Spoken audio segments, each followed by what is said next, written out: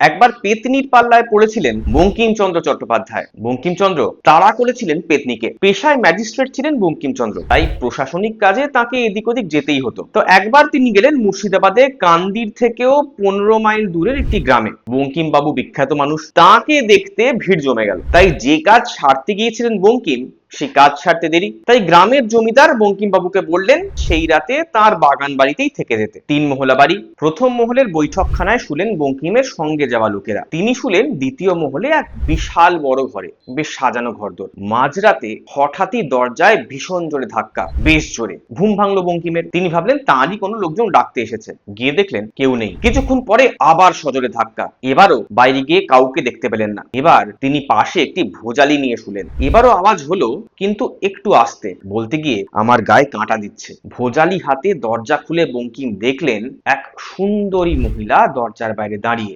বঙ্কিমচন্দ্রকে দেখা মাত্রই সে দৌড়ে তৃতীয় মহলের দিকে পালালো। বঙ্কিমও ধাওয়া করলেন। কিছুক্ষণ পরে ওই মহিলা বঙ্কিমচন্দ্রের মুখোমুখি হয়ে দাঁড়িয়ে গেলেন। জিজ্ঞেস করলেন বঙ্কিমবাবু কেন তাকে ধাওয়া করছেন। বঙ্কিমও পাল্টা জিজ্ঞেস করলেন কেন তিনি অত রাতে দরজা ধাক্কা দিচ্ছিলেন।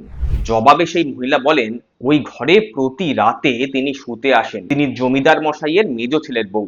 এর বেশি কিছু বলতে না চেয়ে ওই মহিলা আবার দৌড়ে পালালেন। বঙ্কিম আরো একবার তাকে ধাওয়া করলেন। বাগান বাড়ির পিছনের পুকুরের কাছে গিয়ে সেই মহিলা অদৃশ্য হয়ে গেল।